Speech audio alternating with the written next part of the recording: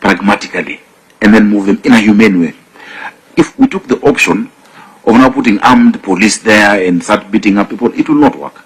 So, yes, there could be days when traders show up, we engage them, you'll find 2 days where it is clean. Eventually, it has to settle. More markets. Right now, the discussion with them is about Mwariro. Yeah.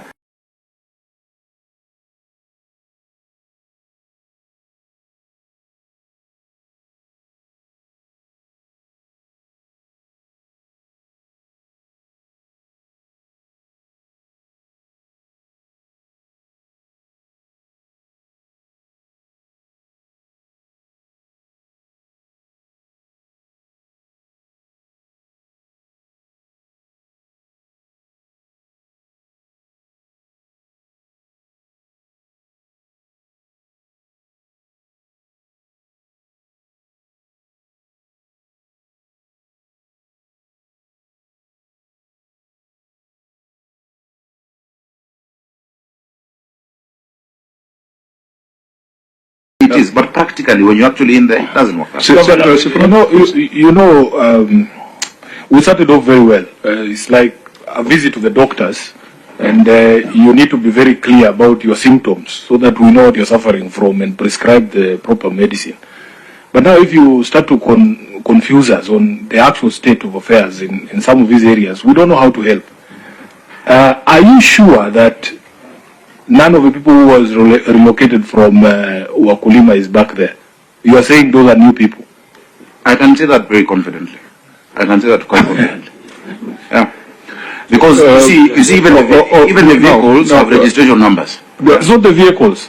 The overriding, and I even supported you on that. We don't want what happened in Londiani to happen at Wakulima. They are on the road even if we left this room and went there with you now. But you cannot say they are new people. I know some of those traders. Then convince them to go. If you know, they help us. Let's work together.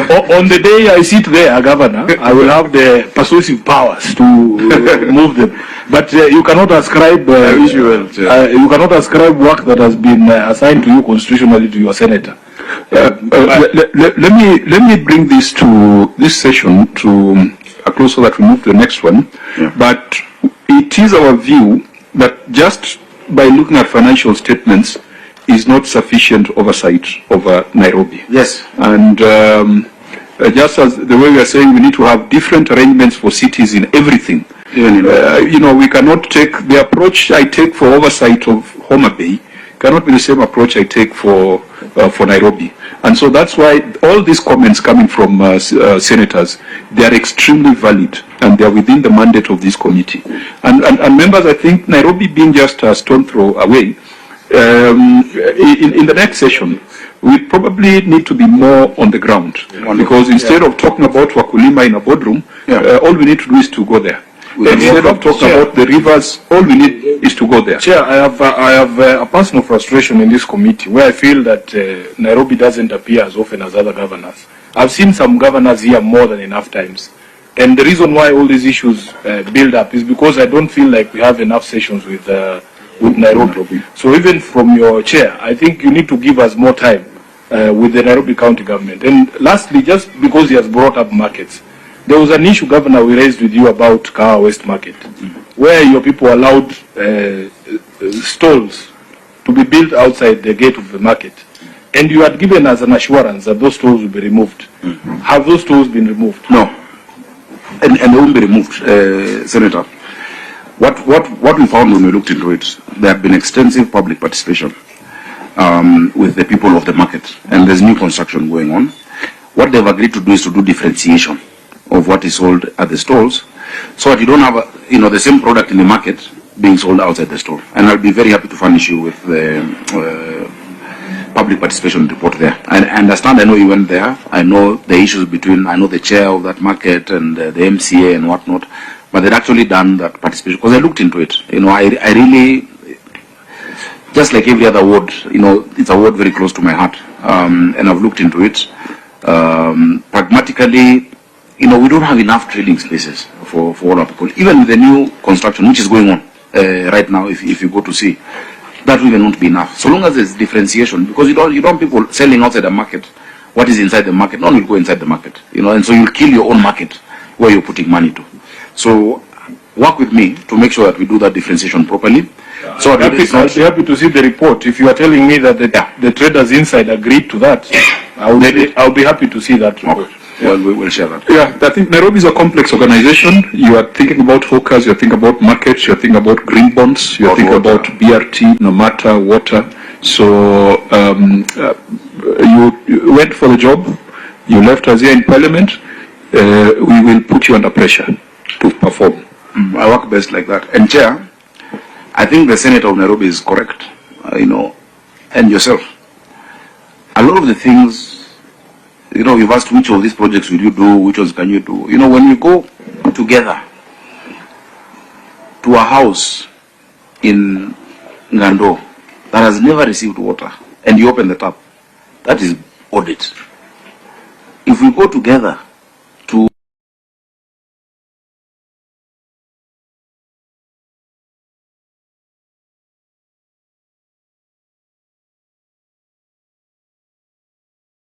better than the documents, if we go out there to see what this revenue we're raising and that we've increased is doing on the ground. So I'm very happy and open to that. You know, when you go to Pumwani and see the first ICU there, Mama Lucy, see the leak at Magathi, see what is happening in Mutwini, where for the first time people are being referred from private facilities to a public facility because of the machinery. And one of the questions actually Senator Sifuna, when visited us to the health committee, said there's no X-ray. And I put that CEO to task because what he had been telling you could possibly was not reflective. Today, go there. It is amazing. So oversight builds institutions. And I am a believer in oversight. I've been a senator longer than I've been a governor. So Chair, I'm very open to that. I think finally on the questions that have been that's a final response. Then we go to the report. Finally, on the questions that have been asked, 2021, which is when NMS just took over, was 10. 21-22 was 8.9. Then when we came, 10.5 billion, which was the second highest in the history of devolution in Nairobi, because the other higher one was 2015-16 when we did regularization, was 10.5, and the last one is 12.8 billion, which in the last few days we were targeting 13 billion, but the last few days, you remember, that was June, and you know what was happening towards the end of June. With a lot of the protests within the city, we had a sharp decline in our revenue collection due to the protests at that time. The potential of Nairobi is extremely high. And I'll give you an example. And I need your help as a Senate. What's the figure for the potential? For 67 billion. Yeah, that is according to World Bank, to the CRA. They talk about 67. I think so this is just about 25% of that potential. And I think it is much higher. The target we put, for instance, annually is our own target. You know, when you say we want to do 20 billion, we believe that with measures and everything held constant, we can get to 20 billion. And I'll give you an example without specifying the current transaction. It might jeopardize it. One of the regularizations we're currently doing in Nairobi, part of Eastlands, just one scheme with 20,000 settlers is going to give us 7 billion at a go in the next few days if we conclude. You know, right now they're conducting an aerial survey. People had settled in. It was privately owned. They've built buildings without approvals of the county government. We've said for each and every approved subdivision, because we have to approve the subdivision. But that's a windfall, because you won't get it in the subsequent year. Yeah, but that's what happened in 15-16. So that's a windfall, and that's one scheme. You know, we've not looked at, there's so many schemes. There's Kiamu Dandora, there's Embakasi Ranching, there's the whole of pipeline. And so currently, we have two options. We have the regularization bill in the County Assembly of Nairobi, but we also have PLUPA, the Physical Land Use Planning Act, on which we can do that regularization of unauthorized developments. That alone can give us extra from the 12.8 billion, another extra 20-30 billion. You know, support we need from you. The biggest revenue stream in any city is property taxes. Yeah, globally. Even in Nairobi, it's land rates. I'm happy with my team that we were able first to move to a recent valuation role. Every other part of the country is stuck in 1980s valuation role. We are at 2019 valuation role, but it's 0.015% of the value. which is okay, because you don't want to shock people with 3 times or 4 times what they've been paying. Meaning, even for those who, what they need to pay today is more than twice, they can only pay twice. If it's more than 100% of what you're paying. We've allowed them to pay in installments. So you can pay monthly for 10 months, leaving 2 months for enforcement action by us. But here's a challenge, Chair. 2 things. One, in our records, we have 175,000 parcels with attributes. This means it's 175,000 billable properties. And we have around 50,000 accounts on Nairobi Pay. The 50,000 accounts do not cover the 175,000 parcels. The Ministry of Lands has 255,000 parcels in their records for Nairobi with attributes. We have been working to get this data, but it's been almost elusive to get it. Because what we want is to be able to know who to bill and then who to enforce on. If we just do that fast, even with the current rate, we do that fast with the current rates, then what we get from property taxes is going to more than double, because you're talking about 50,000 accounts. Very few people have more than 1 parcel, you know. Chair, just so that we help the governor. Governor, the CS of Lands has been so far very cooperative on matters that we have raised, especially affecting land grabbing in Nairobi, starting with Tomboya Social Hall and the others.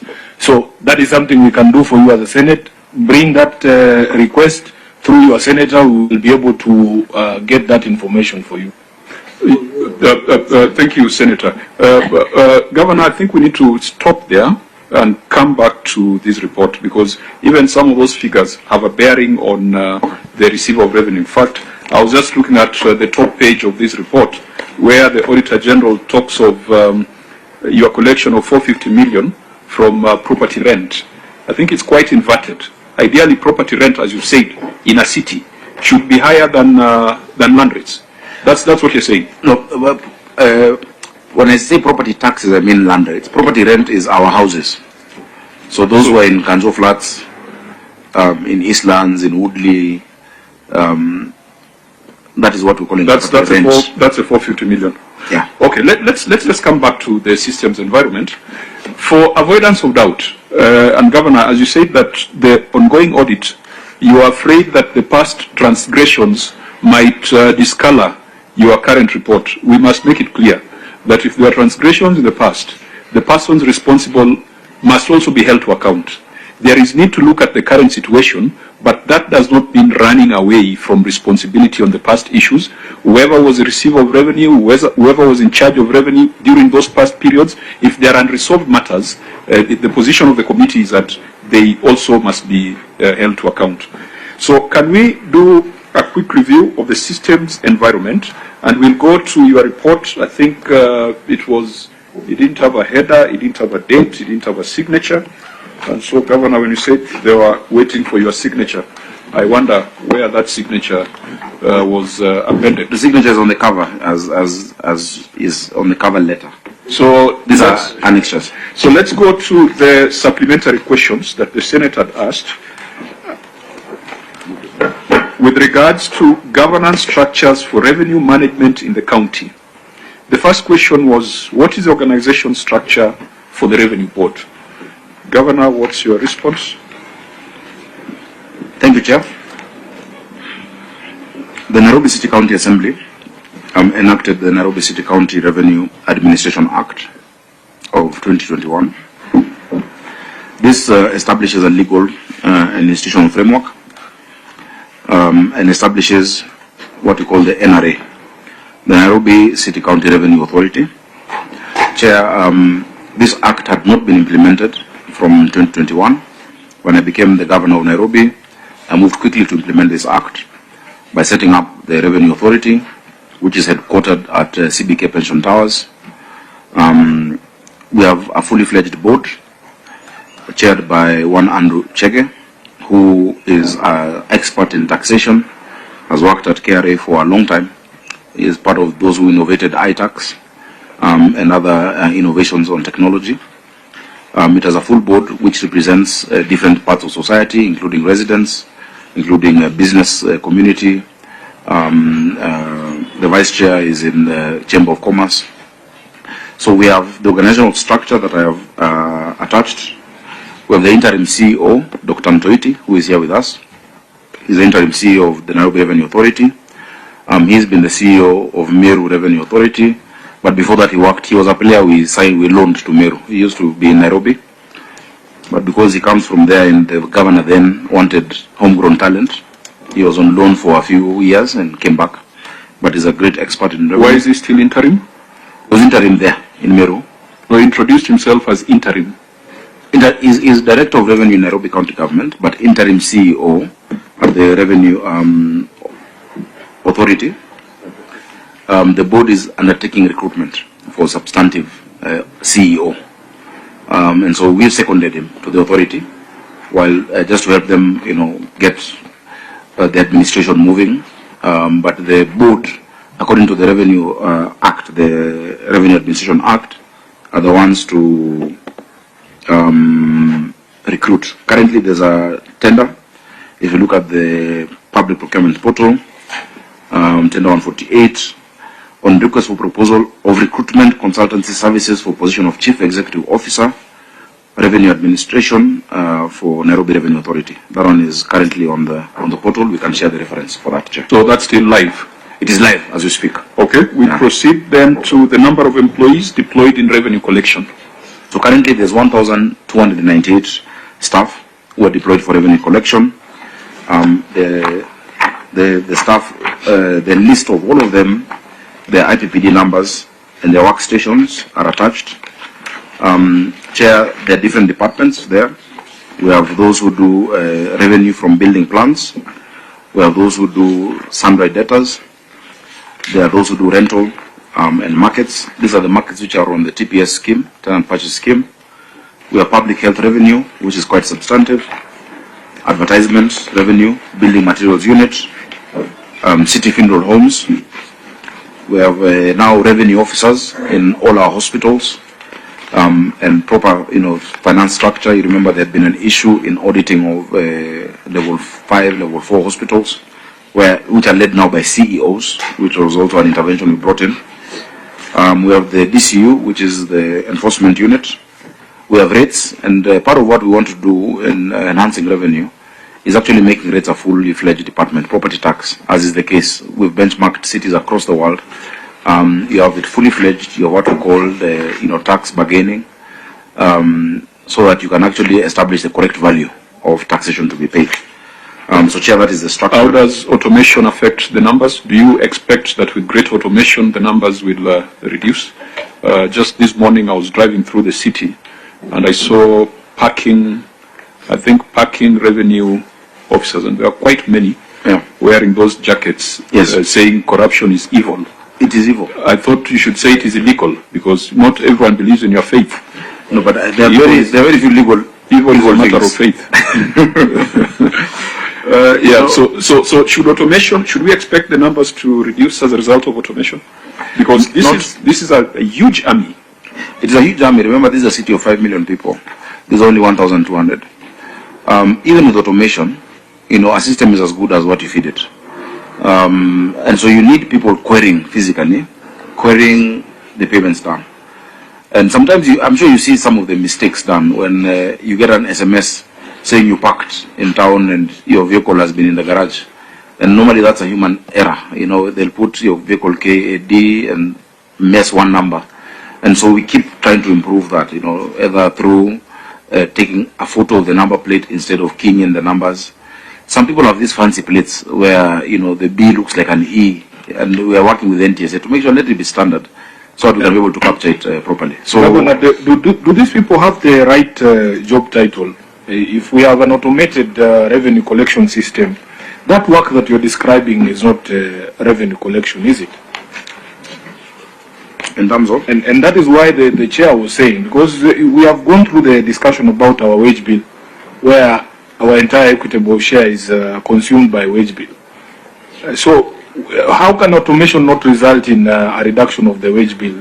And that job that you're describing, really, is that a proper name for the work that these people do? The job of parking attendants? No, you're calling them revenue collectors. staff deployed for revenue collection. Chair, some of these terms are statutory terms. PFM 158 determines that there must be revenue collectors. Yeah, so that is under PFM, but the specific designation of which revenue they collect then depends on the revenue stream. But the PFM stipulates that we must actually have them as revenue collectors who report. So back to the question that the chair raised, how can automation not have any impact on our wage bill? It has an impact, but you see what you do is that you then redeploy, because you will not fire PNP people because you've gotten a revenue solution. You actually retrain them and use them until their time goes. What you reduce is new employment. People have worked in City Hall for years, they're about to retire or they're in their 40s. Because of technology, let's not have the situation in the tea farms. Senator Terergay will remind you of a visit we did when I was chair of Labour and he was a ranking member. And we went to James Finlay. And they were saying these machines are getting us out of work. We have a big unemployment problem. And so while we might reduce the employment, we cannot fire people because of user technology. Because once that thought comes out, they will sabotage the technology that is currently being deployed. And so it is really retraining them to make the systems more efficient, Chair. It will then be a point of convergence that these are not revenue collection officers. They no longer do that work. They help revenue collection by verifying that you've paid the revenue. They don't receive cash. Actually, we've closed our cash office. There's no cash office in Nairobi County because everything is electronic. And we want to continue doing a campaign, which I'm sure you'll help us as a senator, to sensitize people across the city. If anyone asks you for cash, it is them you're paying, not the county government. And part of it, actually, if I may, has made us reduce some charges. I'll give you an example. There were trailers, the fee for trailers parking in Russell area was 3,000 shillings.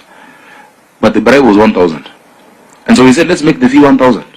So it was reduced. We're collecting more now with a lower amount because now, if the bribe is the same as you'd rather just pay, instead of going through those. So we've actually reduced some of those rates, but widened compliance and we're collecting more through that, Chair. Okay, we'll then maybe when you're doing your audit also, maybe look at how these numbers have been growing. Because you have 1298. Has that been the number over the years? Is it increasing? Are you recruiting more? We can still putting more money on automation. We can look at that. Currently, we've just shortlisted 43 revenue clerks. The 43 had been at our customer service center, which I would really invite you to come visit, at City Hall Annex on the first floor. There had been, not 43, 40. There had been casuals for a long time, young people who really helped us revamp, build this revenue, and we felt that it's good to confirm them. So that's the only recruitment, apart from the CEO and the top directors of the Revenue Authority. And then now the discussion is going on who within the current establishment of the county government then transitions to the Revenue Authority. It's a very sensitive discussion because there's some things you want to replicate, there's some things you don't want to transfer to a new institution. And so that is an ongoing discussion. Chair, I'm very alive to labor issues. You know I've been chair of labor and I'm also chair of labor at the COG. And so you must be alive to contractual obligations that you currently have with the staff.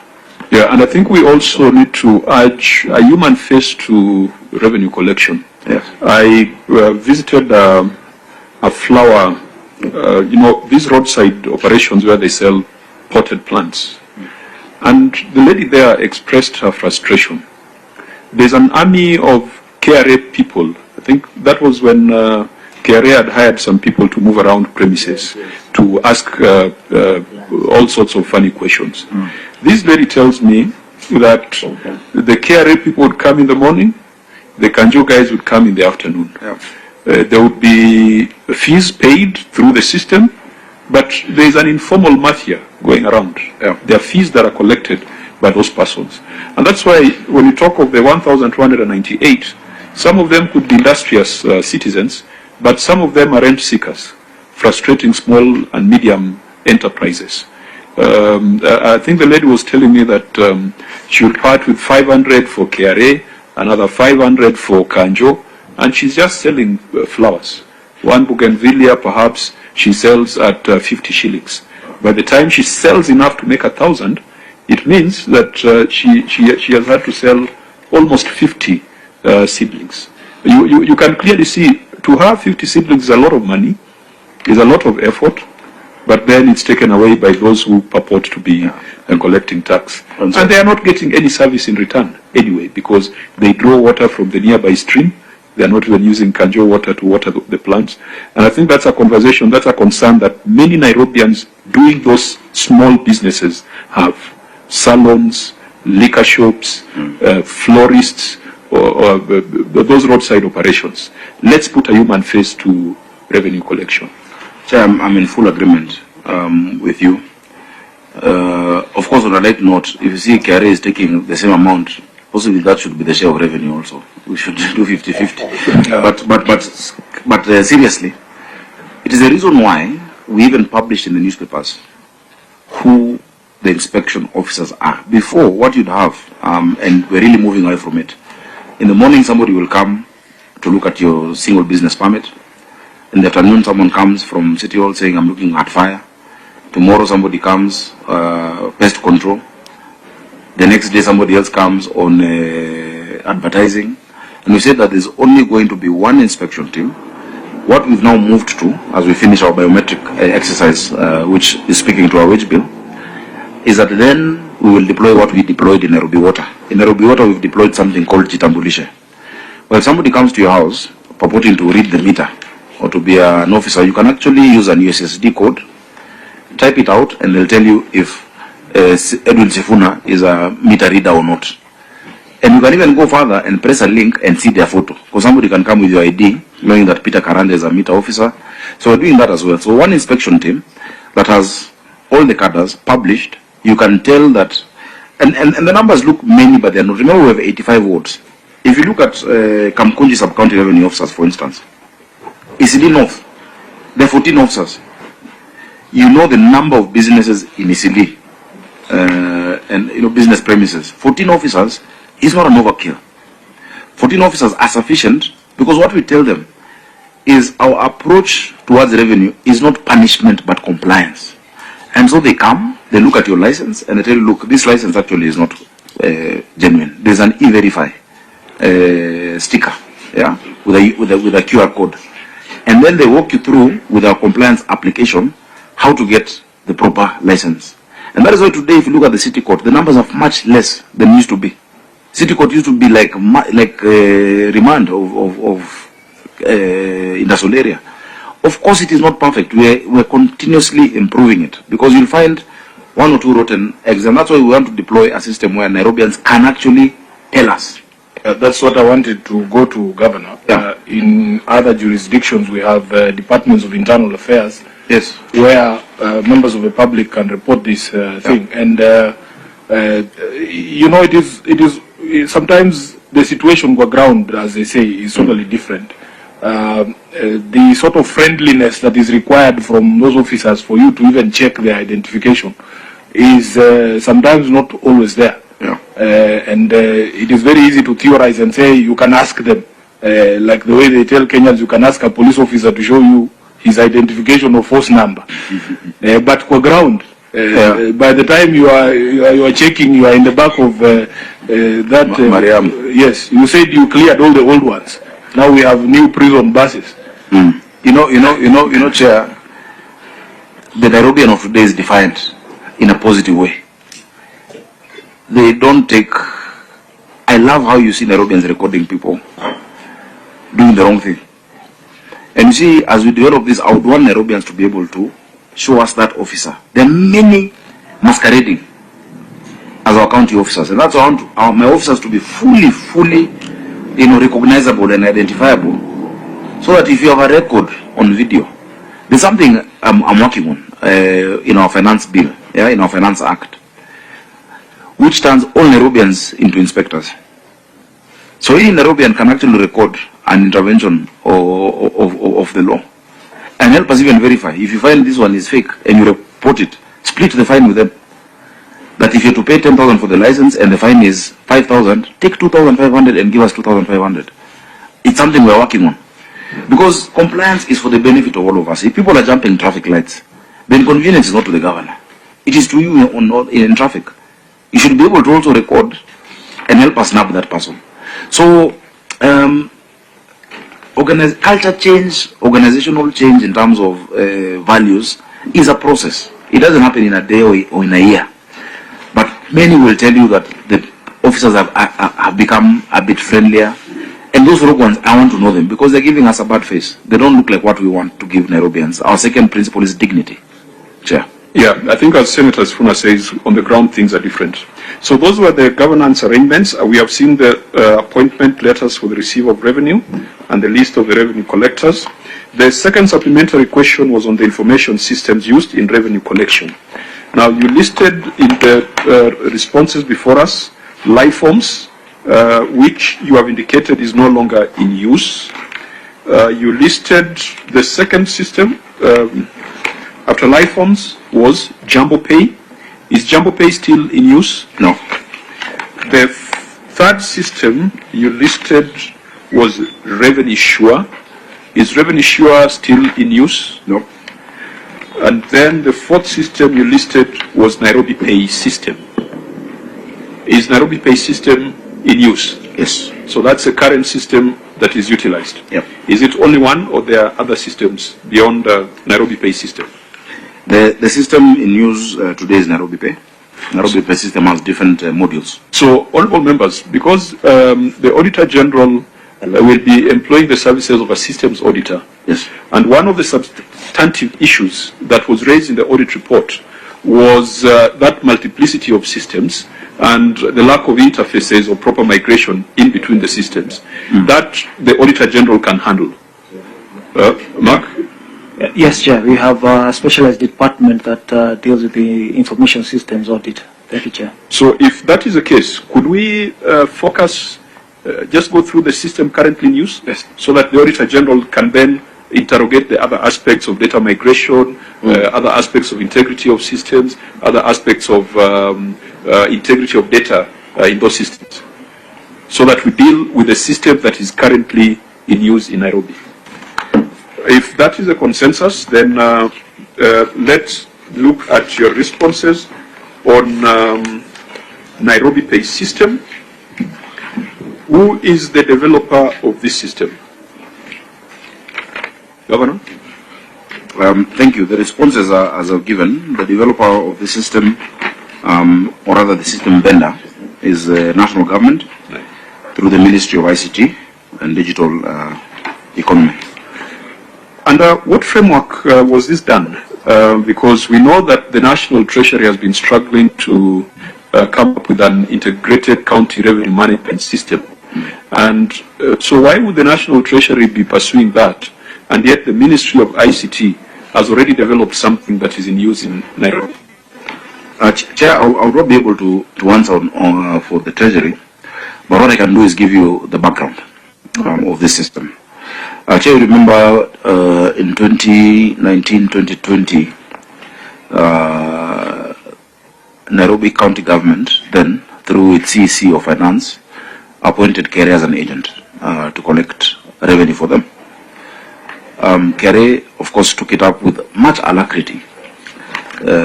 However, they realized they have no system because they could not deploy ITAX or the systems that they have. And so they engaged the national government through a multi-agency team, of course spearheaded by ICTA and the Ministry of ICT, to develop a system. They had what they called JNAM, the Joint National Mapping. They did a lot of GIS work. They did work on Lands Ministry. They did RDSASA. They did many of those components, including a revenue system for Nairobi. Chair, when we got into office, we found a system operating with the developers. And unlike what happens in many cases, I'm sure you've seen cases where every governor comes and sets up their own system, or they look for a vendor, a private sector vendor who can, provide a system for whichever reasons. Chair, we said, if it's not broken, don't fix it, let's make it better. And so we adopted the system, but we said, number one, the capacity must be within the county government. We must host this system, and we must be able to give full instructions that we no longer have an agent collecting on our behalf. We are collecting it with our staff. for transition and for ease of, because revenue is two things, Chair. Revenue collection is systems and operations. Systems include technology and devices, and gadgets, what you use to query the vehicles. It includes interconnections between NTSA to tell us the number plate, KRA to tell us the PIN, all of that. That is the system work. Operations are the cadences you set, that every morning at this time, officers will go to this road, query vehicles, land people will go to this estate, look at LR numbers, etc. And so I wrote to the Ministry of Finance, directly to KRA, asking for the secondment of 9 officers who had been process champions in the revenue streams to come and shepherd that transition back into the city. If you did a hard stop completely, we would have lost a lot of time and money. And that is what possibly allowed us to continue growing our revenues. So what we're currently doing, Chair, because it is the architecture of the system is software as a service. I'm the one actually who came up with the name Nairobi Pay and Nairobi Plan. It was more or less nameless. I think they call it Taifa Pay at some point. There was no brand. And when you're selling a solution to the public, you need to brand it. The user interface must be easy.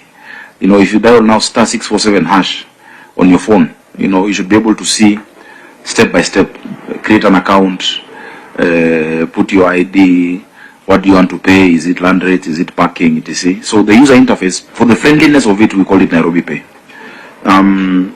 So that is... What was the effective date for this system? Effective date in terms of? When did you start using it? Like, when did you migrate to it? That must have been 2020, actually. Let my Chief Officer Revenue just check. Yeah, and Governor... He was also Chief Officer Smart Nairobi, so he's also in the ICT space. Chair, the question you're asking is best answered by a document, Governor. There has to be a document that speaks to the framework. There's a document, Appendix 2, 4C. What is that document? It's a memorandum of agreement between the city county government, NMS and KRA into the integrated management system for Nairobi. The one that was signed by Ann Kananu on 15th November 2021. Yes. And beyond that, there's that's the document. And the different articles talk about the scope, the adoption of one system, Nairobi revenue system, talks about how to roll it out, data migration and reconstruction, system training for users, stakeholder engagement, dispute resolution. Signed by Her Excellency Ann Kananu Mwenda, Acting Governor at that time, Mohamed Badi, Lieutenant General, NMS, and the Commissioner General of KRA, Githim Buru. So, Governor, the last time we were here, there were conversation about the ownership of this system, and I think your answer then was that it is fully owned by the county government. Yes, at that time the discussions were that it's our system, we own it, that's why we're not paying anyone for it. We're not paying any commission, any development fee, because the thinking at that point was, government is government, so let's support the county of Nairobi, and that is why I answered as much, in as much as the support framework and the memorandum had been between those 3 entities. You realize one of the entities it does not exist anymore, which is the NMS. It is just us and KRA no longer collect for us. Part of what we've been migrating actually has been accounts which have the KRA title in terms of the collection accounts. So, Governor, this is a very interesting agreement because it doesn't specify the duties, responsibilities, rights of any of the parties there. Why are these parties? Why was this agreement even necessary? Because it doesn't speak to any of the duties, responsibilities. Is it the whole thing? Because I can see only 3 pages. And that's the 2021 agreement. You remember that all of us were against this. Because against this at that time, you know, when I was in the Senate.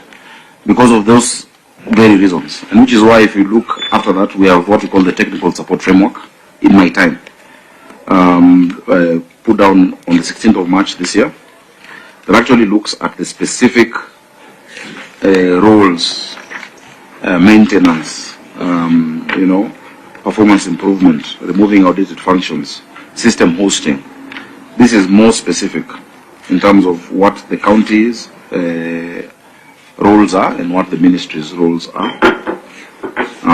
It is signed by our county secretary, our chief officer, Smart Nairobi, who is here. He is now chief officer revenue, and the ICT authority.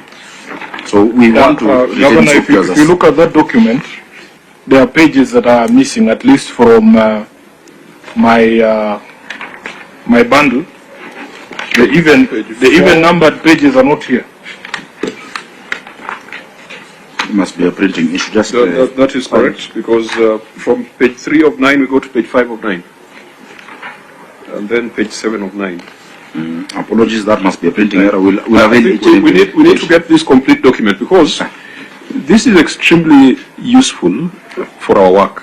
Yes. Why should the Treasury be talking of developing another system when the Ministry of ICT already has a system that is supporting the biggest county in the country? You know, and it's not for you to answer, as you had said at the beginning, but we really want to understand what the Ministry of ICT is offering Nairobi to guide us, whether this then ought to be the solution that could be standardized and rolled out to the other county governments. In fact, Governor, for the few pages that are here are worrying me even more. You have been very categorical that Nairobi Pay is owned by the Nairobi County government. If you go to page 3 of that agreement, page 3 of 9, there is Article 1.3, which says, headed purpose. And it starts by saying the Nairobi Pay system is owned by the national government of Kenya. yes, Chair, as I explained, at the point when I gave that